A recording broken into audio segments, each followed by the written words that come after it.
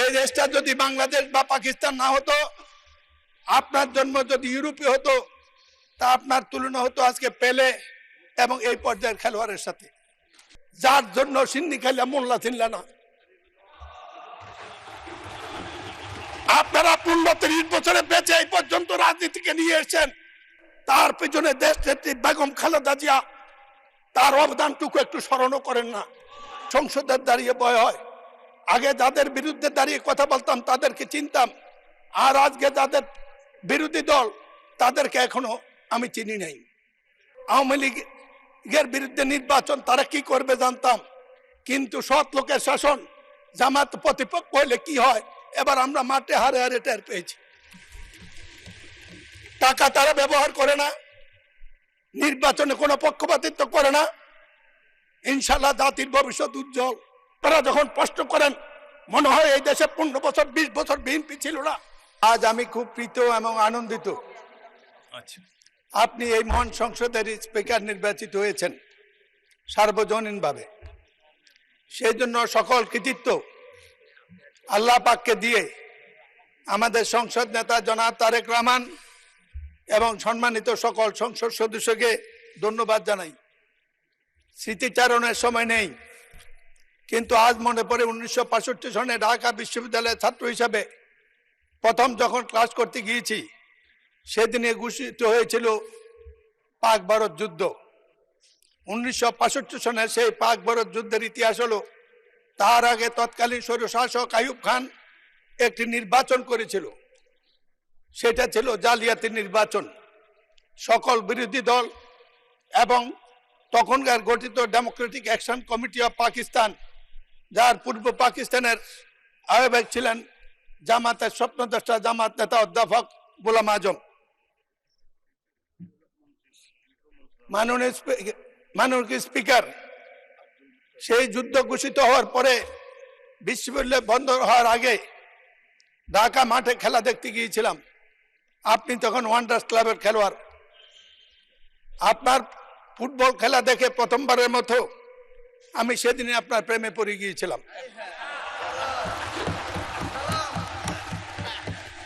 এই দেশটা যদি বাংলাদেশ বা পাকিস্তান না হতো, আপনার জন্ম যদি ইউরোপে হতো, তা আপনার তুলনা হতো আজকে পেলে এবং এই পর্যায়ের খেলোয়াড়ের সাথে।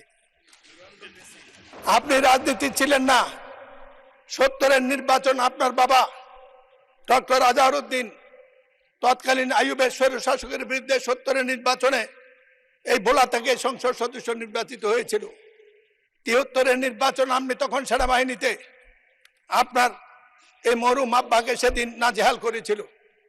তখনই রাজনীতিতে আপনার আকাঙ্ক্ষা ঘু করে মানুষের এই সংসদে জাতি জানে না যে কজন বীর বাঙালি মুক্তিযুদ্ধের শুরুতে শহীদ জিয়া রহমানের পরে আপনারা ক্যান্টনমেন্ট ভঙ্গ করে প্রতিপক্ষ পাকিস্তানি কমান্ডারকে নিহত আহত করে সোলজার নিয়ে সরাসরি মুক্তিযুদ্ধে অংশগ্রহণ করেছেন। শোনেন, এর পরবর্তী পর্যায়ে রাজনীতিতে আসার জন্য প্রথম দিন জন্য আপনি আকাঙ্ক্ষা ব্যক্ত করেন। পুরনো স্মৃতির কারণে মোহামেডান ক্লাবের কর্মকর্তা হিসাবে আপনাকে নিয়ে প্রথম রাজনৈতিক নেতাদের কাছে যাওয়ার পরে আমাকে সেদিন অভিনন্দন জানিয়েছিল, এই রত্ন তুমি কোথায় পেলে? আজ আমি প্রশ্ন করতে চাই জনাব তারেক রহমানকে, এই রত্ন তিনি কোথায় খুঁজে পেলেন? আপনাকে অভিনন্দন। আপনার নেতৃত্বে এই সংসদ দুর্ভাগায় জাতির সকল সমস্যার সমাধানে বিরাট ভূমিকা রাখবে। আরো বলতে পারতাম, কিন্তু আমি জানি এক সময় আপনি কঠোর মানুষ, আমার মাইকটা বন্ধ করে দেবেন, সময় আর নষ্ট করতে চাই না। আজকের আলোচনায় রাষ্ট্রপতির ভাষণ। মাননীয় স্পিকার, আমার ভয় হয় কোন ভাষায় কথা বলবো। এক সময় প্রশ্ন ছিল 71-এ 52 সালে কোন ভাষায় কথা বলবো কিনা। আজকে প্রশ্ন হয়েছে কথা এঠল বলবো কিনা। এই সংসদের দাঁড়িয়ে ভয় হয়, আগে যাদের বিরুদ্ধে দাঁড়িয়ে কথা বলতাম তাদেরকে চিনতাম, আর আজকে যাদের বিরোধী দল তাদেরকে এখনো আমি চিনি নাই। আমাদের নেতা তারেক রহমান বলেছিল কঠিন নির্বাচন, সেদিন অনেকে বুঝে নাই, আমি বুঝেছিলাম। পরে আমরা নির্বাচন করতে গিয়ে বুঝেছি কি কঠিন নির্বাচন পাশ করেছি। কিন্তু একটি সাহস ছিল মাননীয় স্পিকার, সেটা হলো আওয়ামী লীগের বিরুদ্ধে নির্বাচন তারা কি করবে জানতাম, কিন্তু সৎ লোকের শাসন, জামাত প্রতিপক্ষ হলে কি হয় এবার আমরা মাঠে হারে হারে টের পেয়েছি। টাকা তারা ব্যবহার করে না, নির্বাচনে কোনো পক্ষপাতিত্ব করে না, ইনশাল্লাহ জাতির ভবিষ্যৎ উজ্জ্বল। এই জন্য জগন্নাথ ডেপুটি নেতা ডক্টর তাহেরকে নির্বাচনে জিতার পরে অভিনন্দন জানিয়েছিলাম, বলেছিলাম ফ্যাসিস্টদের বিদায়ের পরে কেউ যদি সবচেয়ে আলহামদুলিল্লাহ বলা উচিত সেটা আপনারা। এই নির্বাচন সুষ্ঠুভাবে সংসদ বসার পরে এত সংকট নিয়ে সংসদে আসার পরে যাদের আলহামদুলিল্লাহ বলা উচিত সেটা হলো জামাতে ইসলামী বাংলাদেশ। কিন্তু আজ প্রশ্ন উঠেছে আমাদের সম্পর্ক, আমরা কিছু মুক্তিযোদ্ধা যারা জীবিত আছি তাদেরকে আজকে সমাজে প্রশ্ন করতে হয়। মুক্তিযুদ্ধ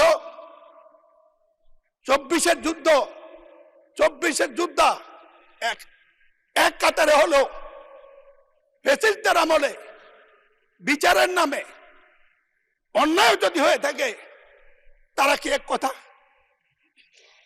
আমি এই প্রশ্নটা মহান সংসদে রেখেই এই সম্পর্কে শুধু জামাতকে একটি কথা বলবো, স্বাধীনতার পরে বা এনসিপির নেতা কাল কত হয়েছিল, তাদেরকে বয়স কম হলেও শ্রদ্ধা করি, এই কারণে করি তারা সাহসী সন্তান, এই যুগের চাহিদা। একটি কথা মনে করবেন শ্রদ্ধা নেতৃবৃন্দ, স্বাধীনতার পরে একটু মেধাবী শ্রেণী এসেছিল, তারা গঠন করেছিল জাসদ। এই বাড়াবাড়ি করতে গিয়ে দেশ গেছে, জাতি গেছে, তারাও গেছে। আমরা যেন সবকিছু হজম করার তৌফিক দেয়।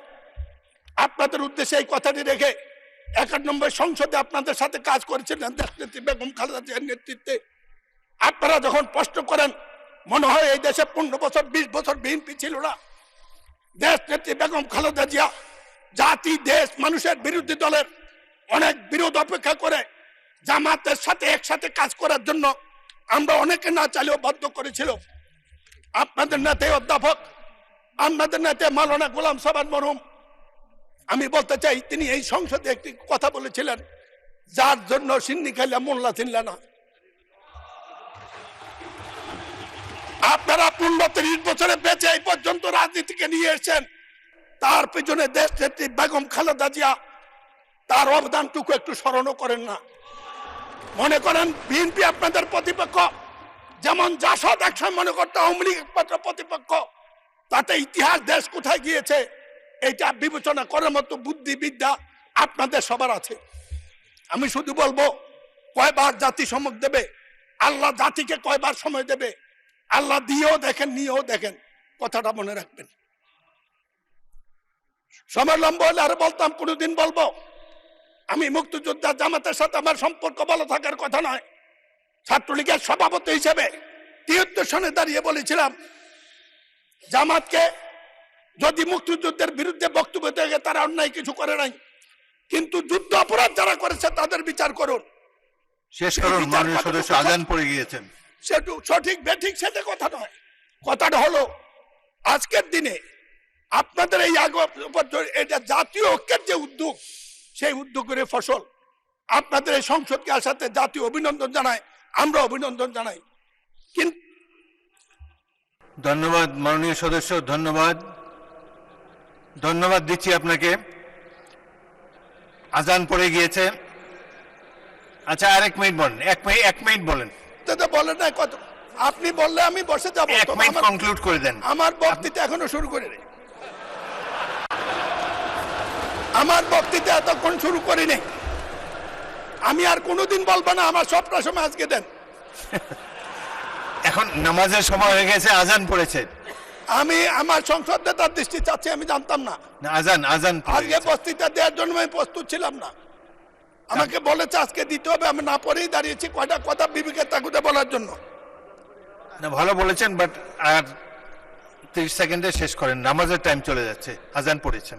এই কঠিন সময় আমাকে দিলেন মাননীয় স্পিকার। আপনি ইতিমধ্যে ভালো বলেছেন, সুতরাং না, আমার কথা শুরুই তো করি না, আপনি বলে ভালো বলছেন। এই কঠিন সময় আমাকে দিলেন, যাক শেষ করুন, আরো সুযোগ পাবেন। সম্পর্কে কিছু বলার সুযোগ পেলাম, ওনারা তো সবসময় বলে জাতির টেলিভিশনে বলে, তারা গেলে টেলিভিশন যায়, আপনার বিরোধী দল দাঁড়ালে টেলিভিশন ধরে, আমরা আপনি আমাকে অ্যাড্রেস, স্পিকারকে অ্যাড্রেস করেন, ওনাদেরকে বলেন না। শেষ করেন প্লিজ।